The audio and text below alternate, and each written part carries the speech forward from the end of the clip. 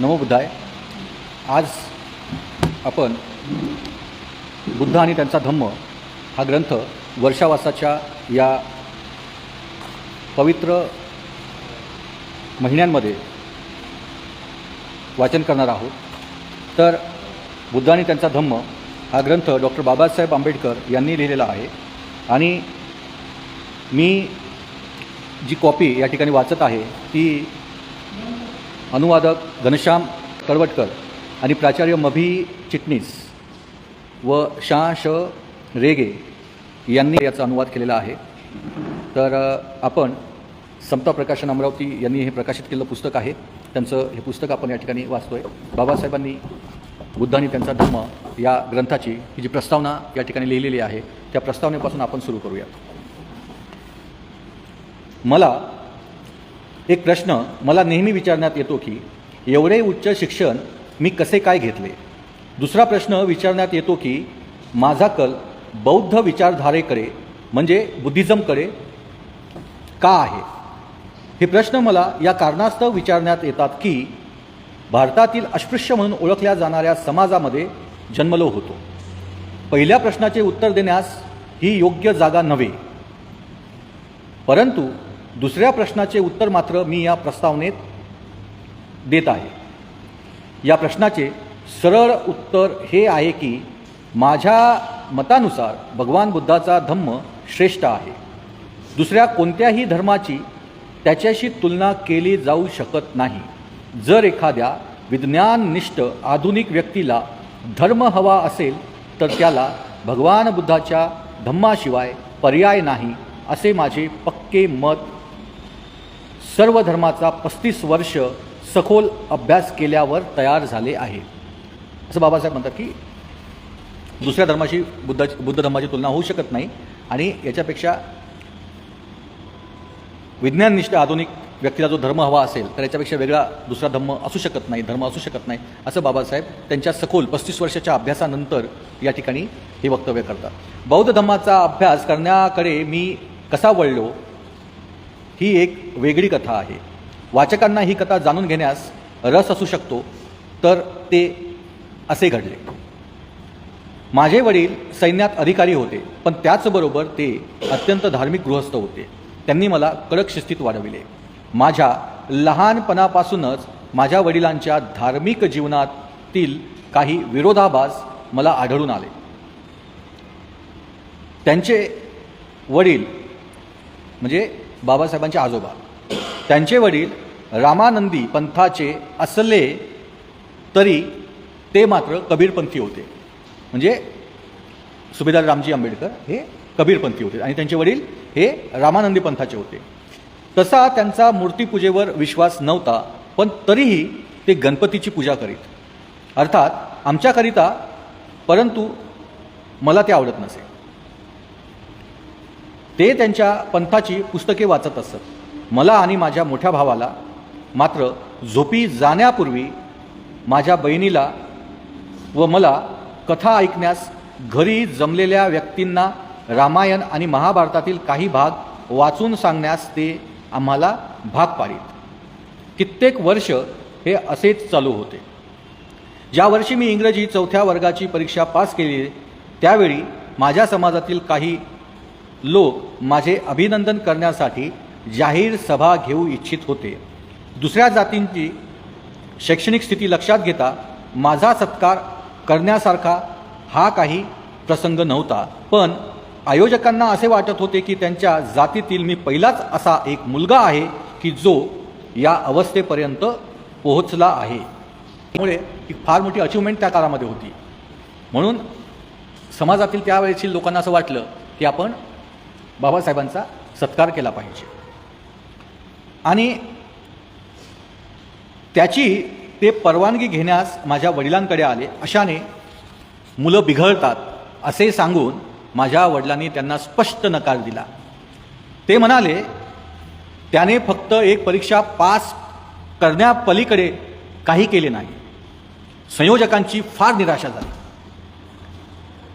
पण त्यांनी जिद्द सोडली नाही.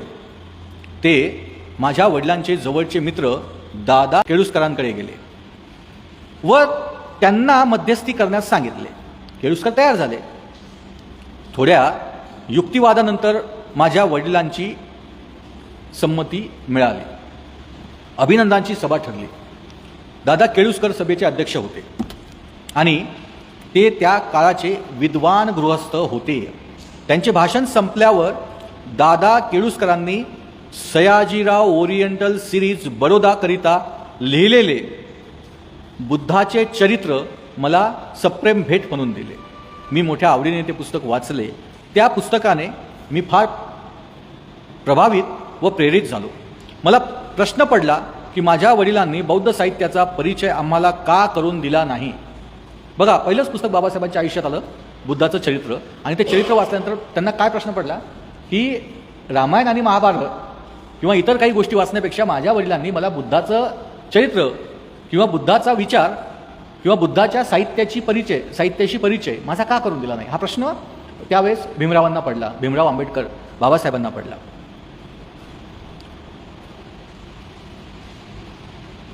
आणि हा प्रश्न मी माझ्या वडिलांना विचारण्याचा निश्चय केला. एक दिवस मी तो माझ्या वडिलांना विचारला. मी त्यांना म्हटले की रामायण आणि महाभारतातील शूद्र व अस्पृश्यांच्या अधपतनाच्या आणि ब्राह्मण क्षत्रिय यांच्या महिमा मंडित करणाऱ्या कथा वाचण्यास ते आम्हाला का भाग पाडतात. बघा, म्हणजे एकदम तरुण असताना बाबासाहेब तो प्रश्न विचारतात. अगदी किशोर वयातील बाबासाहेब आहेत. बाबासाहेब त्यांच्या वडिलांना प्रश्न विचारतात की बाबा, तुम्ही अशा ब्राह्मणांना आणि क्षत्रियांना श्रेष्ठ त्यांचं महिमा मंडन करणाऱ्या कथा का वाचायला लावता, आणि जिथे त्या रामायण महाभारतात काय आहे तर शूद्र अस्पृश्यांच्या अधपतनाच्या कथा आहेत, ह्या तुम्ही आम्हाला का ऐकवतात. वडिलांना माझा हा प्रश्न आवडला नाही, म्हणजे कुणालाच आवडला नसता. ते म्हणाले, तू असे मूर्खपणाचे प्रश्न विचारू नकोस, तू लहान आहेस, तुला जितके सांगितले जाते तितकेच तू करावे. बाबासाहेबांचे वडील जे होते सुभेदार, थोडेसे रागावल्याच्या सुरात म्हटले, जास्त तू प्रश्न विचारू नकोस, तुला जेवढे सांगितले तेवढेच तू करायला पाहिजे. सैनिकी स्वभाव, बरोबर, सैनिकी स्वभाव असल्यामुळे त्यांनी तो त्या आवाज त्यांचा त्या करारी आवाजात त्यांना सांगितलं. माझे वडील रोमन हुकुमशहासारखेच होते. बाबासाहेब काय म्हणतात, रोमन हुकुमशहाची त्यांना तुलना बाबासाहेबांनी स्वतःच्या वडिलांची केलेली आहे. माझे वडील रोमन हुकुमशहासारखेच होते आणि ते आपल्या मुलांवर हुकुमशाही गाजवायचे. मला आत्याकडे सोपून माझी आई लहानपणीच वारली. मातृविहीन म्हणून मला थोडे स्वातंत्र्य होते. आई नसल्यामुळे आत्याच्या कडे वाढल्यामुळे आत्या जरा जीव लावायची आई नसल्यामुळे, त्यामुळे त्यांना ते स्वातंत्र्य होतं. आई कशी समजा रागवू शकते, आत्या रागवत नव्हती, त्यामुळे ते म्हणतात की मला स्वातंत्र्य होतं थोडंसं. काही काळानंतर मी पुन्हा तोच प्रश्न वडिलांना विचारला. त्यावेळी वडिलांनी उत्तराची तयारी ठेवली होती. म्हणजे त्यांनाही माहीत होतं, सुभेदारांना पण माहीत होतं की भीमराव इथं थांबणार नाही, ते पुन्हा हा प्रश्न विचारतील, पण यावेळी मात्र त्यांनी तयारी करून गेले. आणि मग भीमरावांनी तो प्रश्न विचारला. मग ते म्हणाले, म्हणजे त्यांचे वडील सुभेदार रामजी आंबेडकर, मी तुम्हाला महाभारत आणि रामायण वाचावयास सांगतो याचे कारण असे की आपण अस्पृश्य आहोत. स्वाभाविकपणे तुझ्यामध्ये न्यूनगंड निर्माण होऊ शकतो. द्रोण आणि कर्ण याचेच उदाहरण पहा. ही सामान्य माणसे होती, पण त्यांनी मोठी उंची गाठली. वाल्मिकीचे पहा, तो कोळी होता, पण त्याने रामायण लिहिले. तुमच्यामधील न्यूनगंड काढून टाकण्यास रामायण आणि महाभारत मी तुम्हाला वाचण्यास सांगतो. म्हणजे त्या चरित्रातील जे अस्पृश्य कॅरेक्टर होते, शूद्र कॅरेक्टर होते, यांनी किती मोठं काम केलं हे सांगण्यासाठी मी ते वाचायला लावत होतो, असं सुभेदार त्या ठिकाणी सांगतात. वडिलांच्या म्हणण्यात काही तथ्य आहे असे मला वाटले, पण माझे समाधान मात्र झालं नाही. म्हणजे ठीक आहे, वडील जे बोलले ते बरोबर आहे की बरोबर आहे, त्यामध्ये कर्ण जो आहे, नंतर वाल्मिकी जो आहे, म्हणजे आहेत हे उदाहरणं आहेत रामायणामध्ये, परंतु समाधान नाही झालं बाबासाहेबांचं. मी वडिलांना सांगितले की महाभारतातील पात्रे मला आवडत नाहीत. मी म्हणालो, मला भीष्म, द्रोण आणि कृष्ण आवडत नाहीत. भीष्म आणि द्रोण पाखंडी होते. ते एक गोष्ट बोलायचे, कृती मात्र नेमकी त्याच्या विरोधात करायचे. कृष्णाचा दगाबाजीवर विश्वास होता. त्याचे जीवन दुसरे तिसरे काही नसून फसवेगिरीची मालिकाच होय. मला रामसुद्धा पसंत नाही. शूर्पणखा प्रकरणात, बाली सुग्रीव प्रकरणात आणि सीतेशी क्रूर वागणुकी संबंधात रामाच्या वर्तणुकीची समीक्षा करा. माझे वडील गप्प राहिले. त्यांनी ओळखले की हे बंड सुरू झाले आहे. अशा प्रकारे म्हणजे दोघं बाप आणि लेकाचा हा जो म्हणजे संवाद आहे, एकमेकांना ते उत्तर देत आहेत. आणि बाबासाहेबांनी करारीपणे सांगितलं की मला ही पात्र आवडत नाहीत. हे दगाबाजी करणारे पात्र आहेत. आचार आणि विचार एक नसलेले, कृती एक आणि बोलणं एक, अशा प्रकारची पात्र मला नकोत, हे बाबासाहेब तेव्हा सांगतात. पुढे काय म्हणतात, अशा प्रकारे दादा केळुसकरांनी दिलेल्या पुस्तकामुळे मी बुद्धाकडे वळलो. लहान वयात सुद्धा रिकाम्या डोक्याने मी बुद्धाकडे गेलो नाही. म्हणजे डोकं रिकामं ठेवून नाही गेलो. मला पार्श्वभूमी होती आणि भगवान बुद्धाच्या जीवनावरील पुस्तक वाचताना मी तुलना व भेद करीत असे. भगवान बुद्ध आणि त्यांचा धम्म यांच्यात रस घेण्याची ही माझी सुरुवात होती. बरोबर आहे. म्हणजे बाबासाहेब नुसतं वाचत नव्हते, त्याच्यावर समीक्षा करत होते, चिंतन करतो, स्वतःचं एक चिंतन. रिकाम्या डोक्यात नाही, वाचलं झालं नाही, तर त्याच्यावर ते बाबासाहेब विचार करत होते. हे पुस्तक लिहिण्याची कूळ कथा आहे. हे म्हणजे हे भगवान बुद्ध आणि त्यांचा धम्म हे जे पुस्तक आहे, हे पुस्तक लिहिण्याची एक कूळ कथा आहे, असं बाबासाहेब या ठिकाणी सांगतात. कारण हे पुस्तक का लिहिलं, ही प्रस्तावना आहे. या प्रस्तावनेच्या आधारे आपल्याला कळतं की बाबासाहेबांनी नेमकं हे पुस्तक का लिहिलं आणि वाचकांनी हे पुस्तक कसं वाचावं हे या प्रस्तावनेत सांगितलेलं आहे. बाबासाहेबांनी या प्रस्तावनेला खूप महत्त्वाचं स्थान दिलेलं आहे. या प्रस्तावनेमध्ये बुद्ध आणि धम्म कसा वाचावा, त्यातून काय तुम्हाला मिळणार आहे, या प्रस्तावनेमागचा लिहिण्याचा उद्देश काय आहे आणि या प्रस्तावनेतून आपण नेमकं आपल्या धम्मासंबंधी काय विचार आपल्या डोक्यात घ्यायचे आहेत, हा विचार एकूण या ठिकाणी तथागत गौतम बुद्धाच्या धम्माच्या संबंधाने बाबासाहेब या ठिकाणी मांडतात. आणि म्हणून हे पुस्तक लिहिण्याचं कारण काय आहे बाबासाहेब या ठिकाणी सांगतात. हे पुस्तक लिहिण्याची वेगळी कुलकथा आहे. 1951 साली महाबोधी सोसायटीच्या मासिकाच्या संपादकाने वैशाख अंकाकरिता लेख लिहिण्यास मला सांगितले. या लेखात मी म्हटले की विज्ञाननिष्ठ समाजाला बौद्ध धम्माशिवाय पर्याय नाही, अन्यथा तो समाज नष्ट होईल. हे सुद्धा नमूद केले की जर आधुनिक जगाला स्वतःला वाचवायचे असेल तर त्याला बौद्ध धम्माची कास धरावी लागेल. मी हे सुद्धा नमूद केले की काय नमूद केलं, बौद्ध वाङ्मय हे इतके विशाल आहे की कोणी एक व्यक्ती ते पूर्णपणे वाचू शकत नाही. त्यामुळे बौद्ध धम्माची वाटचाल अत्यंत मंद गतीने होत आहे. कारण कसं आहे की एवढं मोठं साहित्य कोणी वाचू शकत नाही. त्यामुळे बौद्ध धम्माची जी वाटचाल आहे, म्हणजे बौद्ध धम्म समजावून सांगावं लागेल ना. मग कसं समजावून सांगायचं, जर साहित्य पूर्ण आपल्याला त्याचा अभ्यास नसेल तर आपण सांगणार कसं. आणि म्हणून बाबासाहेब काय म्हणतात, त्या ठिकाणी एक इच्छा व्यक्त करतात बाबासाहेब. त्यामुळे बौद्ध धम्माची वाटचाल अतिशय मंद गतीने होत आहे. बायबलसारखे एखादे पुस्तक बौद्धांकडे नाही, ही याची मोठी उणीव आहे. बौद्ध धम्मामध्ये एक पुस्तक नाही आहे. तुम्हाला जर धम्म समजून घ्यायचा असेल तर अनेक पुस्तकं वाचा. त्रिपिटक, वेगवेगळे त्रिपिटक आहेत ते वाचावं लागतात, वेगवेगळ्या गोष्टी तुम्हाला समजून घ्यावं लागतात. त्यामुळे एक पुस्तक असं काहीतरी बौद्ध धम्माकडे नाही आहे. या लेखाच्या प्रकाशनानंतर हा लेख बाबासाहेबांनी लिहिला. कशामध्ये लिहिला, महाबोधी सोसायटीच्या वैशाख अंकामध्ये बाबासाहेबांनी हा लेख लिहिला. आणि हा लेख लिहून बाबासाहेबांनी काही इच्छा व्यक्त केली की बाबा बौद्ध धम्माची जी काही मंद गती चालू आहे त्याचं कारण असं आहे की बौद्ध धम्माचं साहित्य खूप मोठं आहे आणि हे साहित्य, एवढं मोठं साहित्य एकटा माणूस कोणी वाचू शकत नाही. आणि म्हणून असं काहीतरी झालं पाहिजे की बायबलसारखा एखादा छोटासा, म्हणजे एखादा ग्रंथ त्याचा सार पूर्ण त्याच्यामध्ये येऊन असा एखादा ग्रंथ तयार झाला पाहिजे, असं बाबासाहेबांनी त्या ठिकाणी लिहिलं त्या ग्रंथामध्ये, त्या लेखामध्ये. मग काय झालं, या लेखाच्या प्रकाशनानंतर मला अनेक लेखी व तोंडी विनंत्या करण्यात आल्या की मी हे पुस्तक लिहावे. म्हणजे बाबासाहेबांनी उपाय सांगितला, बाबासाहेबांनी त्याला उत्तर सांगितलं, तर बाबासाहेबांनाच ते लिहायला सांगितलं पुस्तक. त्याला प्रतिसाद म्हणून हे मी कार्य स्वीकारले आणि म्हणून बाबासाहेबांनी हे पुस्तक लिहिलं. कळलं बाबासाहेबांनी पुस्तक का लिहिलं तर, सर्व टीकांना निरस्त करण्याच्या हेतूने मी हे स्पष्ट करू इच्छितो की हे पुस्तक मौलिक आहे असा माझा दावा नाही. अनेक पुस्तकातील साहित्य याकरिता गोळा करण्यात आले आहे.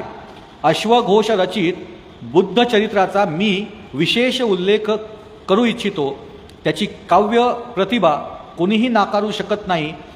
काही प्रसंगी मी त्याची भाषाशैली उचलली आहे. म्हणजे अश्वघोषाची भाषाशैली बाबासाहेबांनी या पुस्तकामध्ये उचलली आहे. म्हणजे या पुस्तकाचा मूळ रेफरन्स मोठा जो आहे तो अश्वघोषाचा आहे. अशोक घोषांनी जे बुद्धचरित्र लिहिलं त्याचा आहे.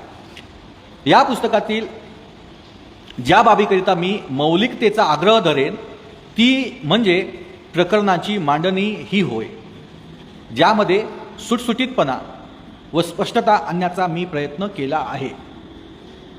या पुस्तकाची जी मांडणी केली बाबासाहेबांनी, जे काही खंड पाडले बाबासाहेब, आपण त्याच्या खंडांची मांडणी केली आणि पूर्ण बुद्धचरित्राची जी मांडणी केली ती जशी आहे त्यामुळे त्याला सुटसुटीत करण्याचा प्रयत्न बाबासाहेबांनी या ठिकाणी केलेला आहे. या पुस्तकात काही गोष्टी अशा आहेत की त्या बौद्ध धम्माच्या अभ्यासकांना डोकेदुखी ठराव्या, त्याचा उहापोह मी परिचय या सदरात केला आहे. ज्या सर्वांचे मला सहाय्य झाले त्या सर्वांचे मी आभार मानतो.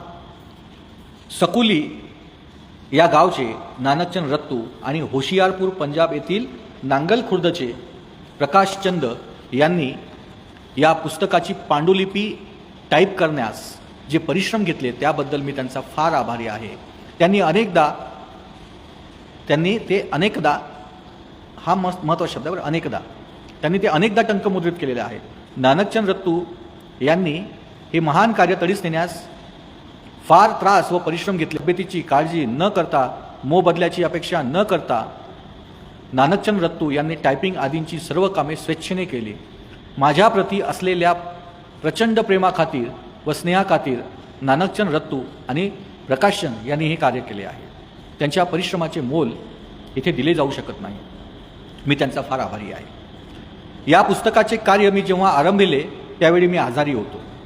मी ते जो म्हटलं ना, त्यांनी ते अनेकदा टंकमुद्रित केले. म्हणजे याचा अर्थ असा आहे की बाबासाहेबांनी अनेकदा ते लिहिलं, अनेकदा बाबासाहेबांना त्यामध्ये करेक्शन करावं लागले, अनेकदा ते होत राहिलं. म्हणजे हा ग्रंथ प्रकाशित होण्यासाठी बाबासाहेबांना खूप विचार करावा लागला की तो परिपूर्ण किंवा चांगला बनावा.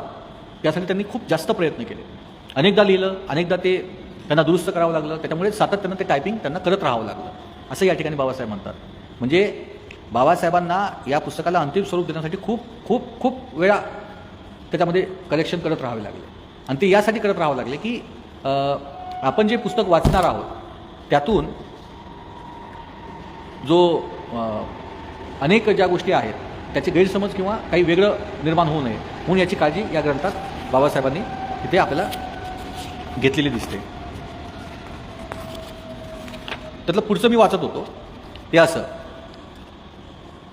या पुस्तकाचे कार्य मी जेव्हा आरंभिले होते त्यावेळी मी आजारी होतो आणि आताही आजारी आहे. काही वेळेस माझी स्थिती इतकी बिघडायची की डॉक्टर्स मला विझणारी ज्योत समजायचे. या विझणाऱ्या ज्योतीला पुन्हा जीवन देणे माझ्या पत्नीच्या आणि डॉक्टर मालवणकर यांच्या वैद्यकीय कौशल्यामुळे शक्य झाले. मी त्यांचा हार्दिक आभारी आहे. त्यांनी हे कार्य पूर्ण करण्यात मला मदत केली. मी एम.बी. चिटणीस यांचासुद्धा आभारी आहे. त्यांनी या पुस्तकाची प्रूफे तपासण्यात विशेष रुची घेतली. म्हणजे इथे जे बाबासाहेबांनी जीवन देणारं जे कोणी असेल तर ते कोण आहे, तर ज्या ठिकाणी आज आपण हा ग्रंथ वाचत आहोत ते ऐतिहासिक धम्मभूमीचं ठिकाण आहे. या ठिकाणी डॉक्टर बाबासाहेब आंबेडकरांनी भारतातली जगातली पहिली मूर्ती या ठिकाणी बसवली होती, स्थापित केली होती स्वतःच्या हस्ते. ते ऐतिहासिक धम्मभूमीचं हे ठिकाण आहे. आणि या ठिकाणी माईसाहेब आंबेडकर ह्यासुद्धा आल्या होत्या. त्यांच्या समवेत या ठिकाणी ही मूर्ती बसवली होती. त्यामुळे इथे माझ्या पत्नीच्या हा जो उल्लेख आलेला आहे तो हा माईसाहेब आंबेडकरांबाबतीत आलेला आहे. माईसाहेबांमुळे बाबासाहेब हा ग्रंथ लिहू शकले असं बाबासाहेब त्या ठिकाणी म्हणतात. कारण मी विझणारी ज्योत आहे असं मला समजायचे. म्हणजे बाबासाहेबांना कधी म्हणजे काही होऊ शकेल असं लोकांना वाटायचं. असं असताना माईसाहेबांनी त्यांना जगवलं, त्यांची काळजी घेतली आणि त्यामुळे हा प्रपंच पूर्ण होऊ शकला असं बाबासाहेब या ठिकाणी सांगतात. त्यामुळे माईसाहेबांना बदनाम करणाऱ्या लोकांसाठी हे सगळ्यात मोठं उत्तर आहे जे स्वतः बाबासाहेबांनी त्यांच्या अंतिम क्षणात दिलेलं आहे.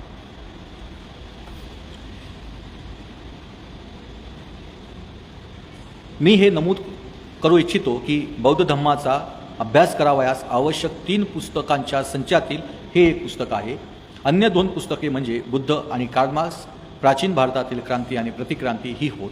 ती अनेक भागांमध्ये लिहिल्या गेल्या आहेत. मी लवकर प्रसिद्ध होतील अशी मी आशा करतो. तर अशा प्रकारे बाबासाहेबांनी या ठिकाणी ही प्रस्तावना लिहिली आणि ही प्रस्तावना म्हणून महत्त्वाची आहे कारण बाबासाहेबांनी बौद्ध धम्म जो सध्या आपण पाळण्याचा प्रयत्न करतो किंवा आपण त्याचं पालन करतो, अनुनय करतो, तो धम्म आपल्याला समजून घ्यायचा असेल. आपण अनेकदा म्हणतो की मला बाबासाहेबांना अपेक्षित असलेला धम्म आपल्याला पाहिजे आहे, बाबासाहेबांनी जो सांगितला तो धम्म आपल्याला पाहिजे आहे. आणि मग तो धम्म जर आपल्याला पाहिजे असेल तर आपल्याला 3 ग्रंथ वाचावे लागतील. एका ग्रंथाने होणार नाही, बुद्ध आणि धम्म वाचून होणार नाही. तर आपल्याला त्यासोबतच बुद्ध की कार्ल मार्क्स हा सुद्धा बुद्ध आणि कार्ल मार्क्स किंवा बुद्ध आणि कार्ल मार्क्स हा ग्रंथसुद्धा वाचावा लागेल. आणि त्यासोबतच प्राचीन भारतातील क्रांती आणि प्रतिक्रांती हे सुद्धा पुस्तक आपल्याला वाचावंच लागेल. त्याशिवाय आपल्याला बौद्ध धर्माचा परिपूर्ण अभ्यास होणार नाही असं बाबासाहेब स्पष्टपणे सांगतात. या ग्रंथामध्ये ही झाली प्रस्तावना. परिचय बाबासाहेबांनी याच्यामध्ये उल्लेख केला होता की परिचय तुम्ही वाचा म्हणून. बरोबर आहे. म्हणजे बुद्ध धम्माच्या अभ्यासकांसाठी काही प्रश्न डोकेदुखीचे ठरू शकतात असं बाबासाहेब या प्रस्तावनेत म्हटले होते. तर ते काय म्हटले होते ते परिचय मध्ये त्यांनी डिटेलिंग केलेलं आहे असं बाबासाहेबांनी सांगितलं होतं. तर आपण परिचय बघूयात काय आहे. तर परिचय आहे, भारतीय जनतेच्या काही वर्गात बौद्ध धर्माबद्दल आस्था वाढत असल्याची लक्षणे दृष्टोत्पत्तीस येत आहेत. त्याचबरोबर स्वाभाविकपणे भगवान बुद्धाचे चरित्र व शिकवण यांच्या सुलभ आणि स्पष्ट निवेदनाबद्दलही मागणी वाढत आहे. भगवान बुद्धाचे जीवन आणि शिकवण सुसंगतपणे व संपूर्णतः सादर करणे हे जो बौद्ध नाही त्याला साध्य होणे कठीण आहे. निकायांवर अवलंबून राहून बुद्धाची जीवनकथा सुसंगतपणे सादर करण्याचा जेव्हा आपण प्रयत्न करतो तेव्हा ती किती गोष्ट कठीण आहे प्रत्ययास येते. त्याहूनही त्यांच्या शिकवणीचा काही भाग सादर करणे अधिकच कठीण जाते. जगात जेवढे धर्मसंस्थापक होऊन गेले त्यात बौद्ध धर्माच्या संस्थापकाचे जीवन व शिकवण सादर करण्यात जी अडचण निर्माण होते ती गोंधळून टाकणारी नसली तरी पुष्कळ अवघड आहे असे म्हणणे अतिशयोक्त ठरणार नाही. याचं कारण असं आहे की बाकीच्या धर्मसंस्थापकाचे जीवनचरित्र अवेलेबल आहे पण बुद्धाचं जीवनचरित्र अवेलेबल नाही आहे. आणि जर आपल्याला जीवनचरित्र शोधायचं असेल, बनवायचं असेल तर ती कठीण गोष्ट आहे कारण या सगळ्या त्रिपिटकांमधून ते काढावं लागणार आहे. हे बाबासाहेब म्हणून म्हणतात की अतिशयोक्त ठरणार नाही कारण हे कठीण आहे, पुष्कळ अवघड काम आहे. हे प्रश्न सोडवावे आणि बौद्ध धर्म समजून घेण्याचा मार्ग मोकळा करावा हे आवश्यक नाही काय? जे बौद्ध धर्मीय आहेत त्यांनी निदान साधारण चर्चेसाठी तरी काही प्रश्न मांडावेत आणि त्यावर त्यांना जितका प्रकाश टाकता येईल तेवढा टाकावा. यासाठी अजून योग्य वेळ आली नाही काय?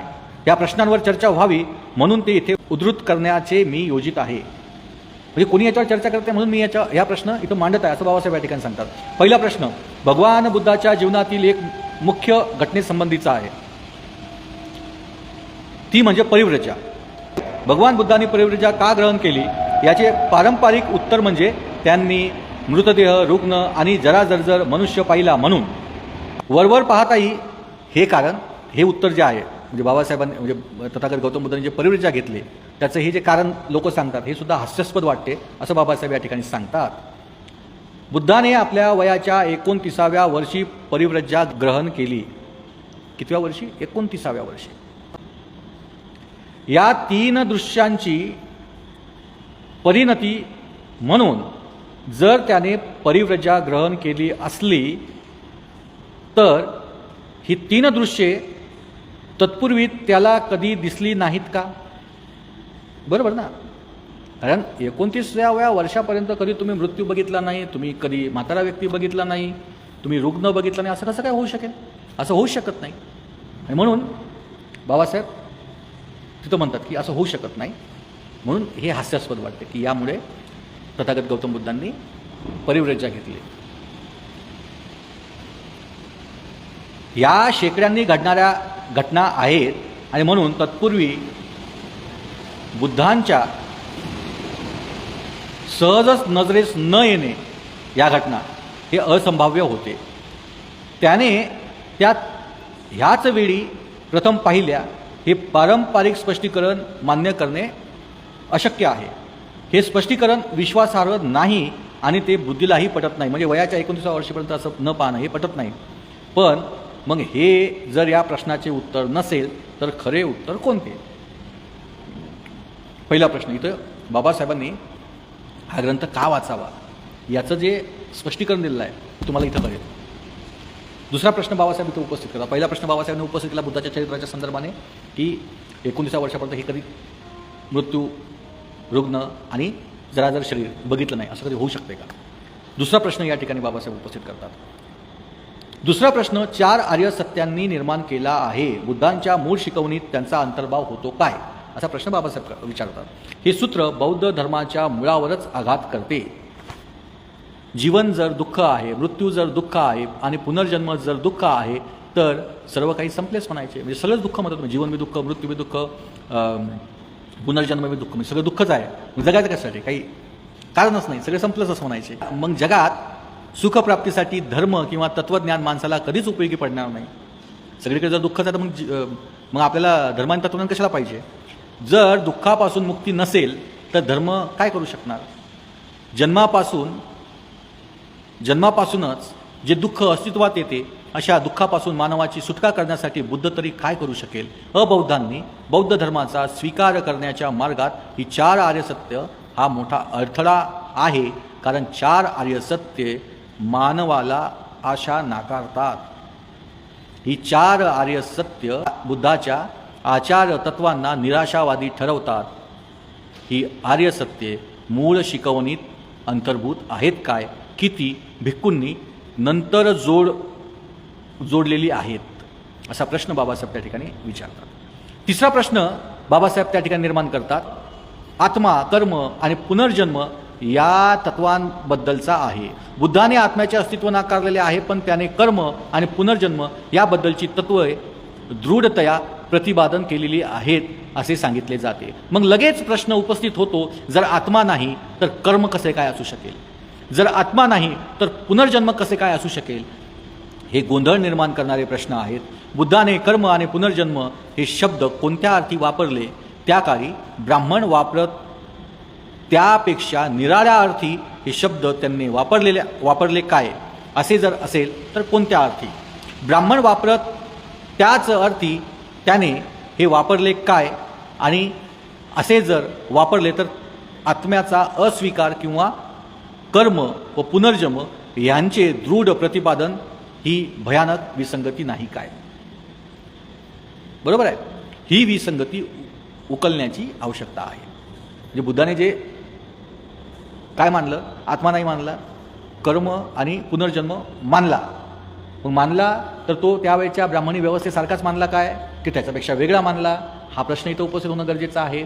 आणि जर मग आत्मा नसेल तर मग कर्म कसं काय असू शकतं? मग कर्मच नाही तर मग पुनर्जन्म कसं काय असू शकतं? म्हणजे हे जे प्रश्नांच्या गोंधळ आहे हा सुद्धा सोडवला पाहिजे असा प्रश्न बाबासाहेब तिसरा प्रश्न या ठिकाणी निर्माण करतात. आणि चौथा प्रश्न बाबासाहेब निर्माण करतात.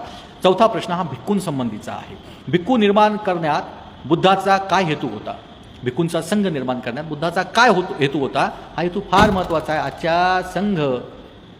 आजच्या भिक्खू संघासाठी हा प्रश्न बाबासाहेबांनी जो निर्माण केला आहे हा फार महत्त्वाचा आहे. त्यांनी समजून घेणं गरजेचं आहे. आणि आपल्या एका उपासकांनी सुद्धा तो समजून घेण्याची गरज आहे. एक पूर्ण पुरुष निर्माण करणे हा हेतू होता काय? भिक्खू म्हणजे एक पूर्ण पुरुष निर्माण करण्याचा बुद्धाचा हेतू होता काय? असा प्रश्न बाबासाहेब या ठिकाणी विचारतात की हा हेतू होता काय? ती जनतेच्या सेवेला आपले आयुष्य वाहिलेला त्यांचा मित्र, मार्गदर्शक आणि तत्व असलेला समाजसेवक निर्माण करणे हेतू होता. तो पूर्णपणे म्हणजे का पूर्ण पुरुष, सगळे त्याला नॉलेज आहे असा पुरुष निर्माण करणं गरजेचं. म्हणजे बुद्धाने तयार केला भिक्खूंच्या माध्यमातून की जनतेच्या सेवेला आपलं आयुष्य वाहिलेला आणि त्यांचा मित्र, मार्गदर्शक आणि तत्व असलेला एक समाजसेवक निर्माण करणे हा हेतू होता. हा प्रश्न बाबासाहेब त्या ठिकाणी निर्माण करतात.